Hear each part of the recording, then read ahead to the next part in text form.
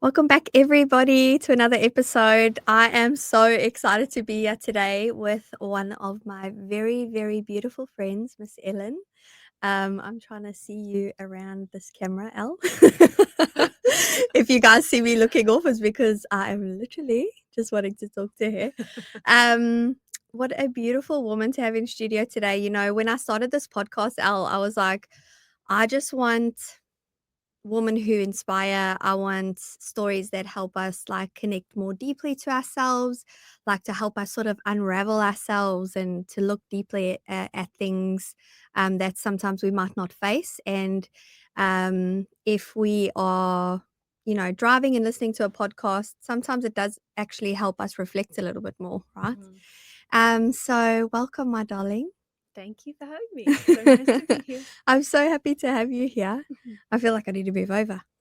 I'm so happy to have you here. I would love everybody to know a little bit about you. Who are you, Miss Ellen? hmm Well, my name is Ellen, as you have stated, and I am a mum of two, happily married, live here on the Gold Coast.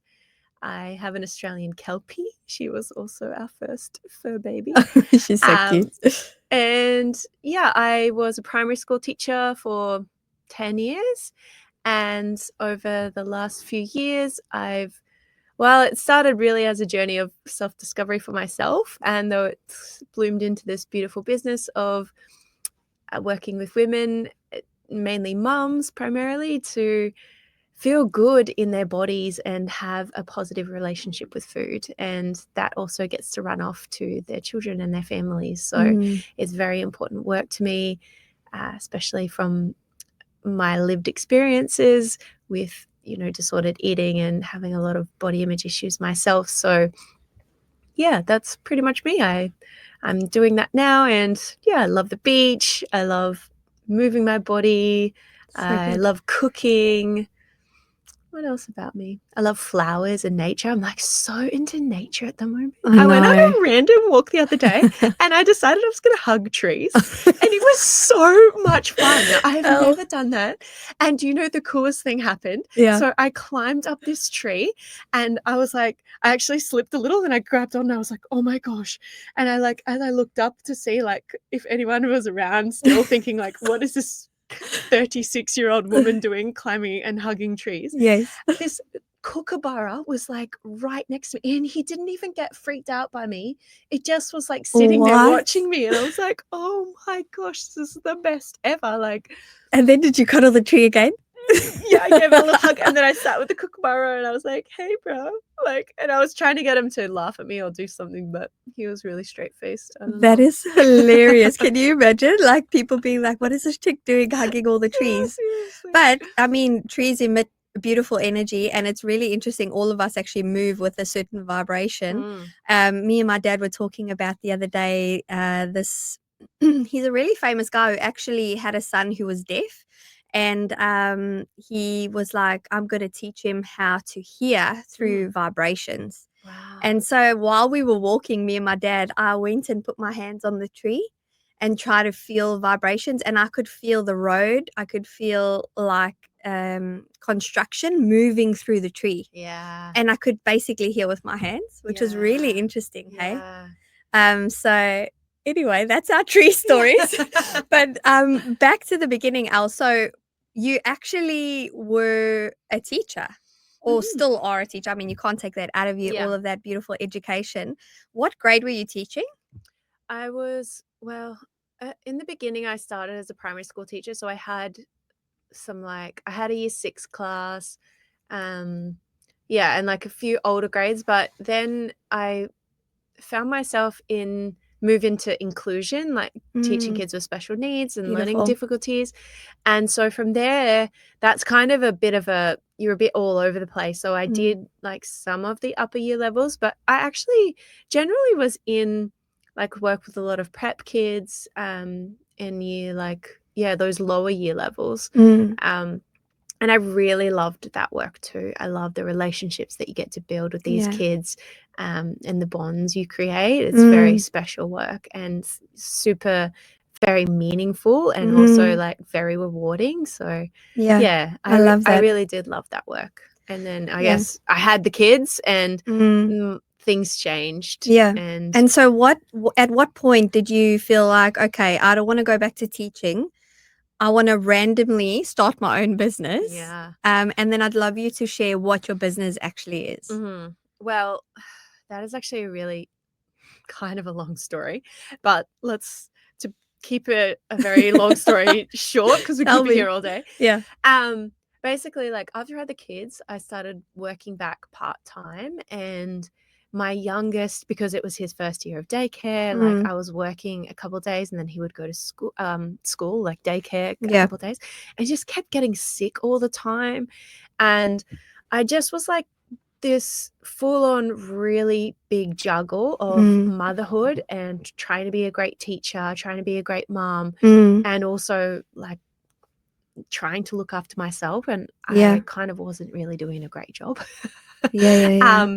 because I really burnt myself out. And my son, we had this like really random, he got inguinal hernias, which is not something you Mm. they just acts like it just happens Yeah. by accident.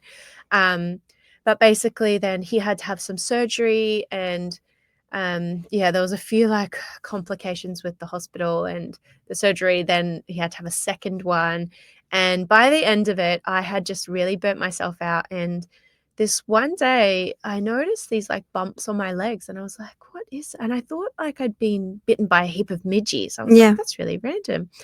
And then as it kind of progressed, it turned out that my legs, like, which you wouldn't, looking at my legs now, you would not believe me, but were completely covered in psoriasis. Wow. And then I got this full body psoriasis rash, like it was everywhere in my, like even in my hair, behind my ears. And it was really like a sign of my body being like, you need Yeah. to change something because this is Yeah. not working for you. Do you feel like it was like a stress, like psoriasis? Yeah, Yeah. yeah. Mm. Definitely I burnt myself out. And so yeah, that was really like towards the end of a school year where I was like, okay, Mm. I'm gonna take a year off of some leave that I had, and like just kind of dive deep into me and who I am and like Mm. what this means for me. Yeah. Um It's so interesting. Let's just pause on that because as moms, we almost don't a lot of the time don't give ourselves the permission to actually pause and be like, "Okay, what do I need right now? I need to put my oxygen mask on. yeah, And what is something that is gonna so deeply make me happy as a person outside of motherhood?" yeah, Right? yeah. And we don't even allow ourselves that second to pause. No.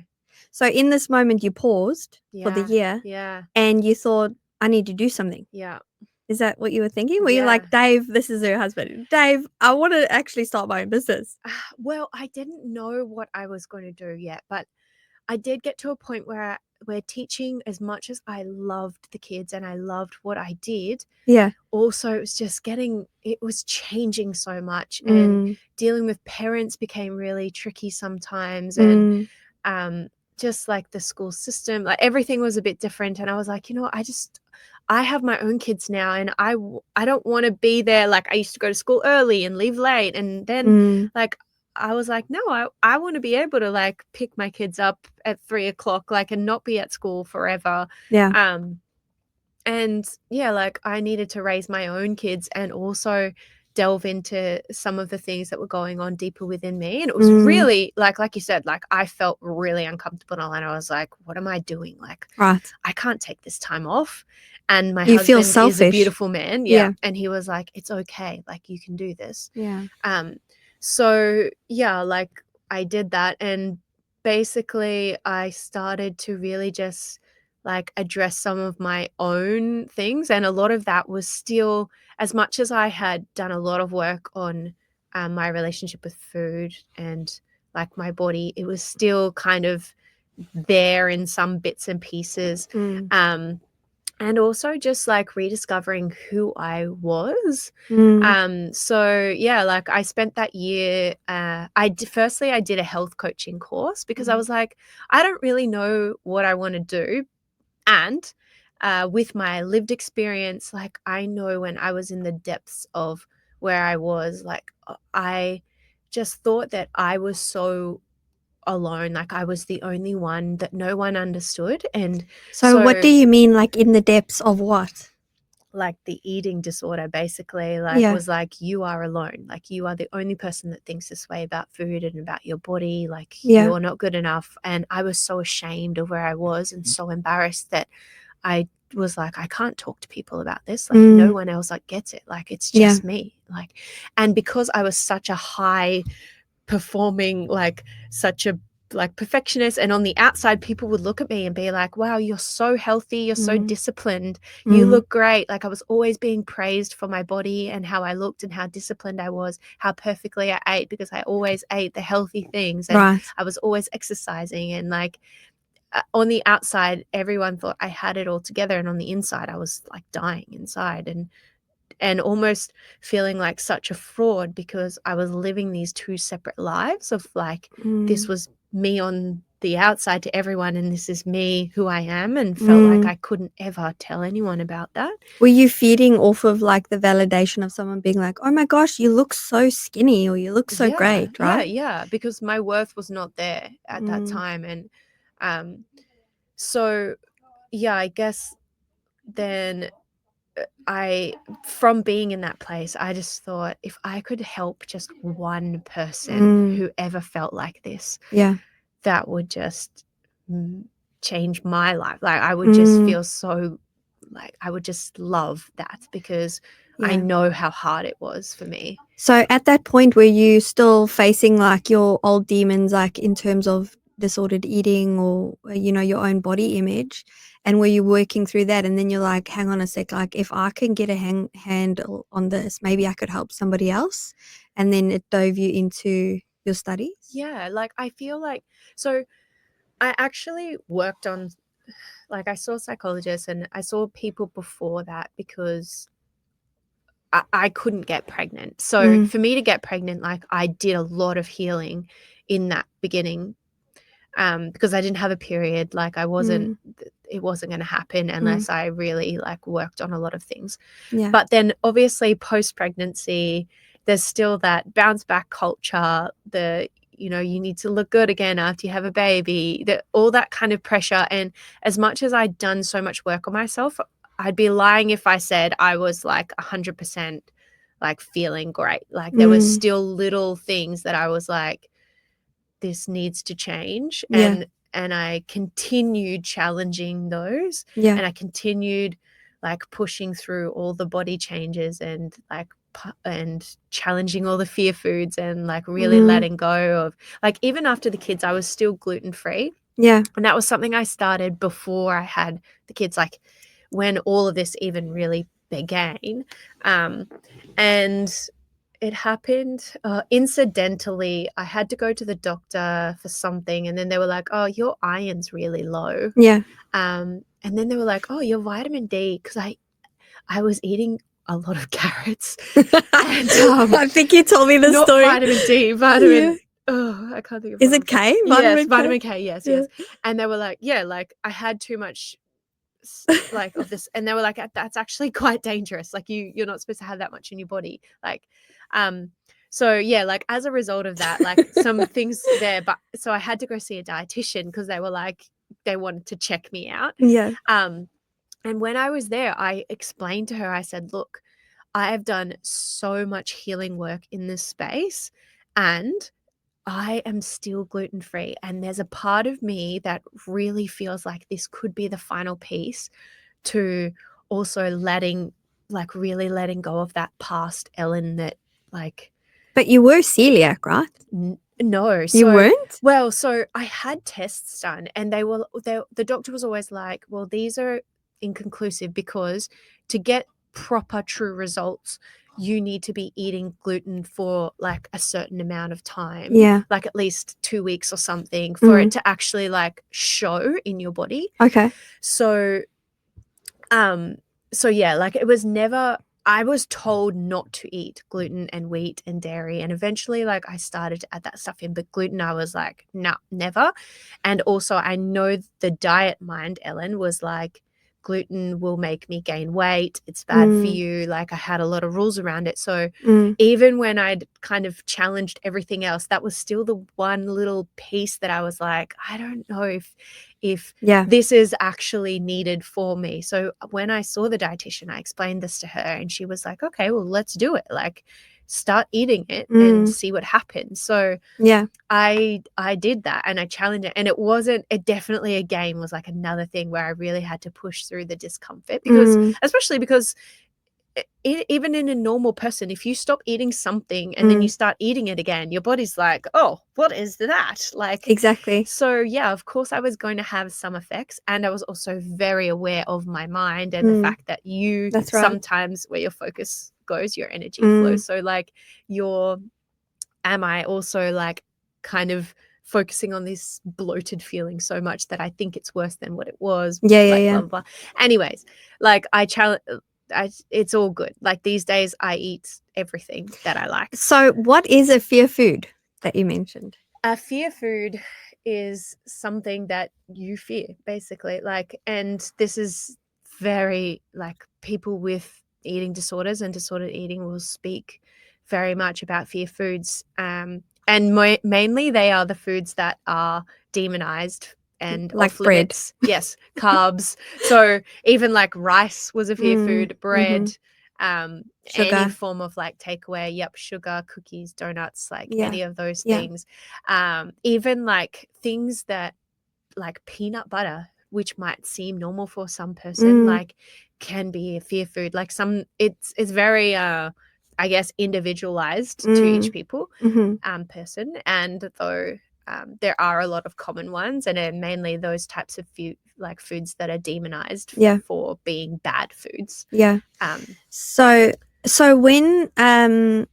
when you then decided to, take this time for yourself and then you were moving towards like studying a little bit more, yeah, what exactly did you move into? Because I know that you do NLP coaching. yeah. What else do you do? So I actually started NLP Mhm. for personal development, not as a professional development type thing. And though after I did, yeah, like I did a week in the room and then I did another 2 weeks to do the master practitioner course. Wow. Uh, and still, yeah, it was very much for me at that time. And then after that, I was like, wow, like this work could be so powerful as well It's amazing. in, like the body image and Yeah. eating disorder space type of Mm. thing. So then I also continued to follow my passion of like, okay, well, how can I use this health coaching course and the NLP? And then I decided I did a body image certification, Mm. and then I did the actual intuitive eating certification. And I really just kept on my own journey, like started sharing a lot on social media. Yeah. And then also, yeah, I just like started thinking this could be like what I really want to do. So So incredible. yeah, so since then I've just now have been coaching women online, and yeah, I've just teamed up with uh we've called ourselves a Nourishing Minds and Bodies Collective. So um one of the girls is also she's an eating disorder coach. Yeah. There's a psychologist and two dietitians, and we're really looking to get into schools as well and start doing some preventative work because that is so important. Yes. Because we know as women, like we're here now at our age, and though if we had have Mm. known some of the things that we know now when we were young and very easily influenced was the Mm. word I'm looking for, Yeah. then yeah, like we may have been in a different situation, and what I may have Mm. gone through may not have happened. And not that Mm. I would ever take it away because it was part of my journey and Yeah. it's brought me to where I am today. Y Though, yeah. yeah, like especially after having kids, the preventative work I know is just so important. And I love Mhm. that I get to have the conversations with my kids now. And though if Yeah. we could have it in schools and um, yeah, it would just be really, really powerful. Yeah, for those of you who actually don't follow Ellen on socials, I'm gonna put it down below in the caption because excuse me, a lot of your socials have actually helped me open up conversations with my kids. Mhm. You do a lot of filming with the kids and also like internal thoughts, internal noise around food and with your daughter as well. And that's helped me open up really good conversations, with like intuitive eating and also healthy choices or just eating in general, like with your kids and your daughters specifically, which I find so powerful. Yeah. So yes, thank you for sharing that on social media and for being a voice. I know recently some of your videos have gone absolutely viral. Can you tell me which video has been like most popular lately? There were one that went crazy. I know it has over 12 million views. I'm not sure exactly how many now. I haven't Yeah. checked it like anytime recently. Yes, that's a lot. Yeah. Like it's wild because I can't even really remember. Like I probably would have done it maybe 6 months ago now, and I am Mm. still getting notifications from that thing. Like Yeah. some positive and Yes. some people commenting still like, and I think that's why it went so wild. It Yeah. just somehow got picked up. It was literally a reel that kind of popped into my head that I thought was just like a Tell conversation, us. Tell like us, what's the video nothing. about? Tell So us. it's literally I said instead of teaching our kids what is healthy or unhealthy and having these black and white terms, like let's teach them that food, yeah, is fuel Yeah. and nourishment and healing and Mm. memories and culture, tradition. Like food gets to be all these things. It doesn't have to be this black or white, good, bad, healthy, unhealthy. Yeah. And that really triggered a lot of people. Some people were mad at you. Very, very, very mad. Yeah. And I guess like as we know, as it's like picked up and people start commenting and then people start arguing in the comments, like it Yeah. just keeps spreading like Mm. wildfire. Mm. And before I knew it, it was just going, yeah, absolutely crazy. And yeah, I mean, it's like these types of things, there are a lot of different views around health, and coming from like a eating background, Mm. like I want my kids to have a healthy relationship with food. Yeah. And in that reel, not once did I say let's feed our kids lollies and Mm. donuts and cookies every single day forever, and that is all No, they and you eat. don't. You don't. You feed your kids so healthy, but you allow them to enjoy a donut. Yes. Yeah. Because I want them to have that healthy relationship with food. And we know Mm. that when we restrict foods and we say that those are bad and we shame them, then like Mm. even as adults, we feel like bad people when we're eating a cookie or eating a Yeah. donut, because Mm. that's we kind of take our worth on the way that we eat or how much we eat or how our Mm. body looks. Like these these messages are so easily passed on to our children, Mm. and I don't believe that they are helpful. So Mhm. that was, yeah, like one reel, and there is so Mm. much nuance in that reel. Like I say, Yeah. there is a lot of conversation that gets to be had around that one reel that was Yeah. like a 60-second reel that I could not explain in a full 60-second Yeah, reel. totally. And though the people that got it, and the Yeah. people that aren't ready to hear that message definitely did not get it. Well, I And liked that video. I loved it. And I actually wanna talk about intuitive eating, for our children, right? Mm, Like, so how we could foster that, in our kids and what does that actually mean? So, I've actually seen people, around me day to day at the shops, whatever, friends and family, we've seen you can often say you're not leaving the table unless you eat all of that food. yeah. Even if it's healthy or unhealthy or whatever, you're not allowed to leave unless you eat it all. You can't leave unless you eat your vegetables, which Mhm. also is like a trigger to be like, you have to have that. Of course, as a mother, we want our kids to get all the nutrition that they deserve and need to grow healthy. Yeah. But how do we foster because we could silence or dim that voice inside of them that's telling them, actually, my tummy's full. Yeah. Actually, my tummy's pretty Yeah. tiny. Yeah. Um, it's a fine line between like, are they actually not eating enough and then they'll be malnourished, or are they Mm. following the intuitive eating voice? Yeah. Help us, Ellen. Look, I am still also not a complete expert on this. I'm going to preface by saying that Yeah. because I am learning too. Yeah. And though what I do know is that by ignoring that voice that is telling us when we are full and telling them that they need to eat everything on their plate. You can talk to adults today who still remember being told that by their Yeah. parents Mhm. and now actually struggle to leave the food on their plate when Right. they are full, Mhm. because that has become an internalized rule. Mhm. So I think a major part of it is, as difficult as it is trusting our kids and helping them to build the skills Mhm. within themselves to listen to their bodies and honor their bodies. Yeah. And yes, we want them to feel their best. Mm. And yes, we love them, and that is okay. Mhm. And we also need to provide them with a safe space to be able to do that. We don't need to tell them how much. Our job is not to micromanage everything they eat. Our job is to provide them with a variety of nutrients and to also trust them to trust their own bodies and encourage them to do that in a safe space. So providing them with an environment that gives them the opportunities to eat new foods and try new foods without, like, you can't leave the table unless you eat that, or moralizing food and saying this is good or this is bad, Yeah. and making them feel bad when they want that food or they don't want that food.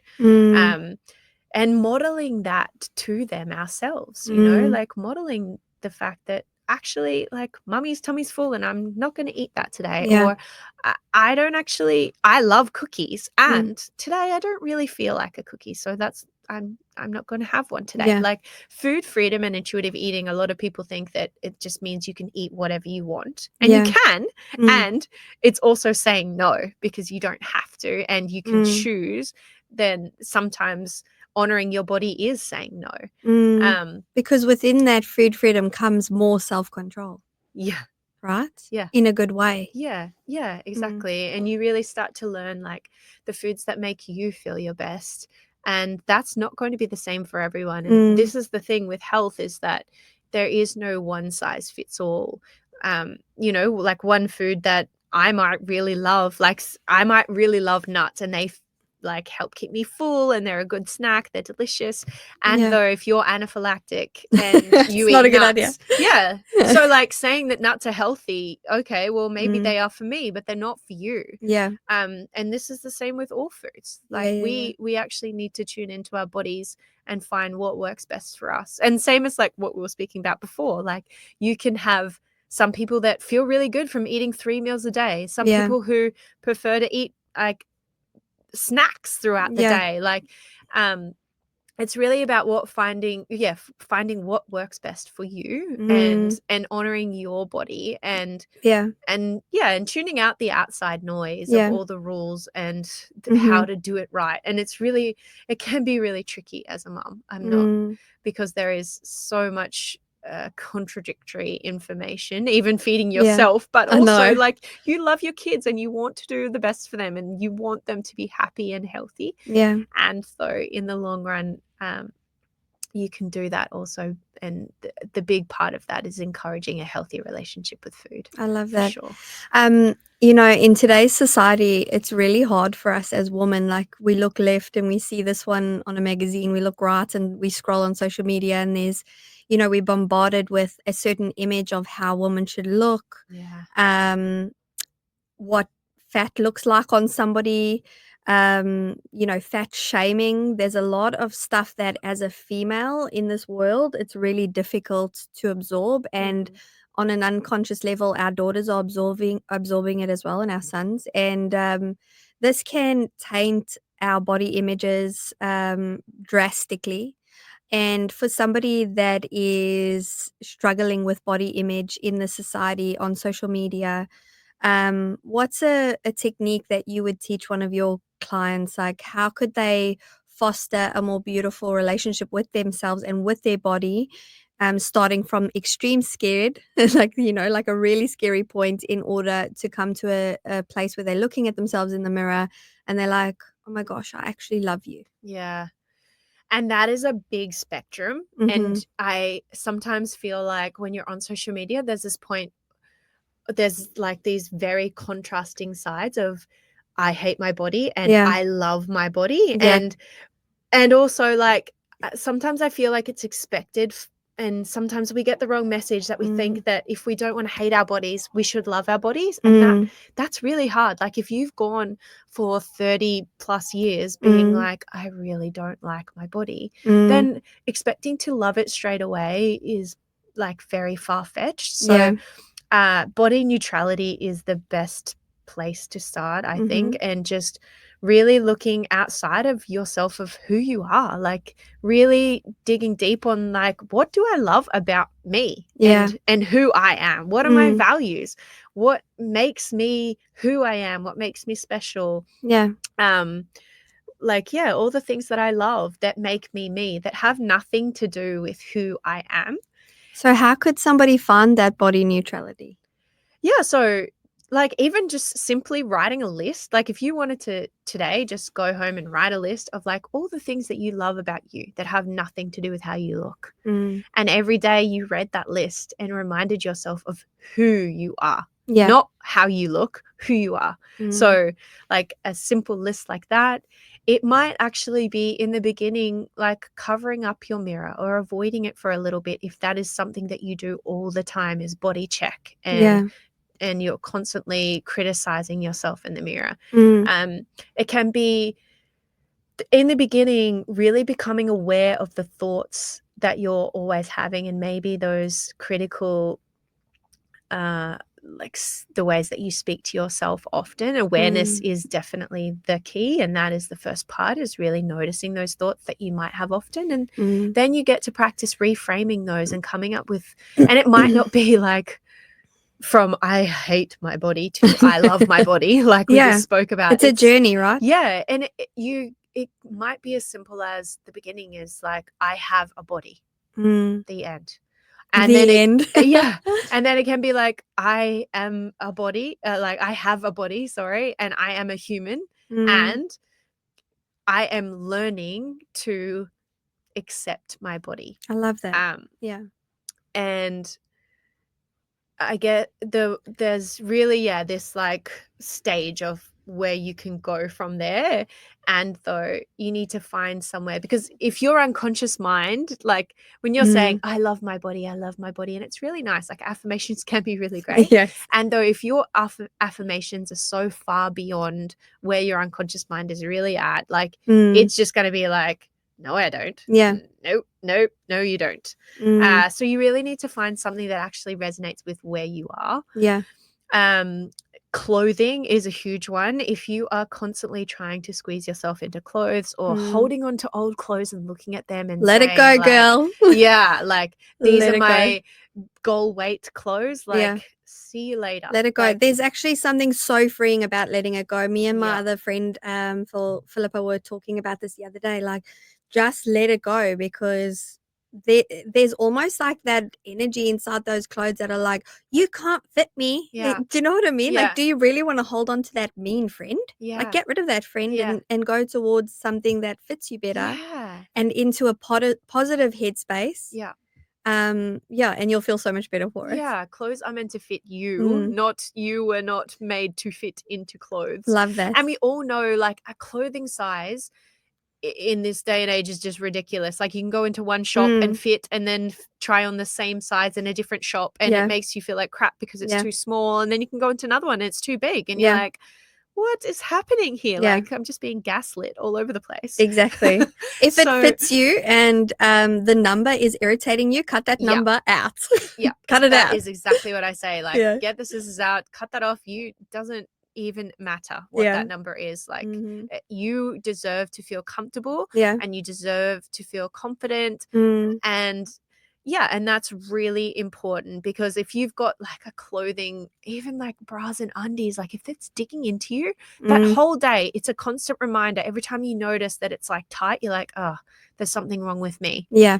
And so, yeah, you deserve more than that. So clothing is a huge one. The scale and like tracking devices, like these things can be helpful for some people. Like I know people will be like, well, I like to track my food, I like to count calories. And for some people, like it might be helpful if you aren't eating enough, or like if you want to be more aware of whether you're eating like enough of the actually important macros. Yeah.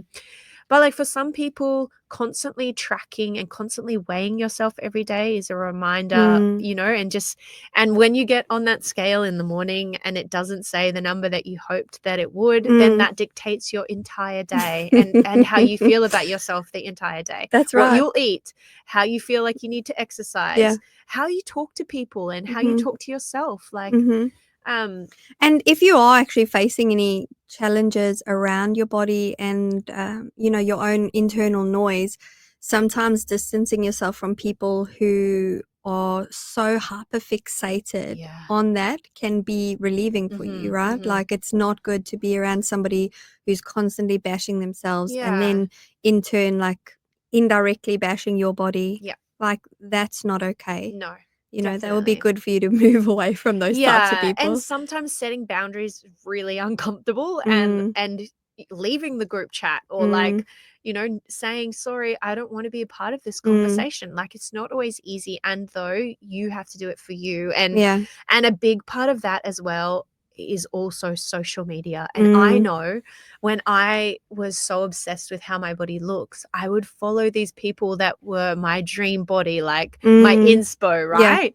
And though it made me believe that everybody looked like that, and that mm, when I didn't look like that, I was failing. So every mm, time I would look at that and think, okay, I'm a failure, instead of looking at a variety of different bodies, yeah, shapes, sizes, people in the same body size as you, or people in bigger bodies than you who love their life, who are confident, who have cool style. And you're yeah, like, hell yeah, like I want to be like that. And also filling your feed with things that, like, you actually value and yeah, enjoy that have nothing to do with bodies is mm, really important too. Like, if you love bike riding, or if you love cycling, mm. cycling and bike riding, same thing. If you love Tennis. pottery, or, like, yeah, like anything, like Yeah, I watch some really cool people, like, do awesome artwork and, like, painting mm, and stuff, or um yeah, like anything that you think, like, mm, actually it has nothing to do with bodies, like, that's all also important. Like, fill mhm, your feed with that stuff. Don't yeah, fill your feed if you a social media detox is needed if you yeah, are finding that every time you get into a bit of a doom scroll and you feel like crap, you're yeah, like, these people aren't enhancing, mhm, mhm, they're making me feel worse. So, yeah, get out to um nature, go for a walk, yes, yes, go hug exactly. some trees. You know what? We are so much more than our bodies, ladies. Yes. We are so much more than what we have that noise inside of our brain, the way we perceive ourselves in the mirror. If there was never any mirrors, if there was never any tags on clothes, Yeah. you would just be the essence of yourself, and your babies would hug you, your family, your loved ones, your friends would hug you, and they love that pure person inside of you. Mhm. So always remember that you are so much more than your body. And I just wanted to say thank you so much for coming today, Al, and for opening up our mind to certain things and to help us as mothers, like, lead and guide our kids in a different way. You guys could jump onto Ellen's socials and have a look. Honestly, it's so helpful as a mom to be like, oh, I could reword it in that way and I could connect with my baby girl like that. Because right now, if you're a girl mom, you are shaping that inner voice inside of her head for when she's an adult. And yeah, if you need help with anything, please feel free to jump onto Ellen's business. Like, she's an incredible, incredible coach, incredible friend. And I just wanted to encourage all the women out there who have had some food noise, some body image noise, that needed to be addressed today. But I really want to have you back. And I'd love to talk about so much more with you, my love. But for now, thank you so, so, so much for coming. Yeah, thank you so much for having me. I really enjoyed it. I love you. Bye. I love you. Bye.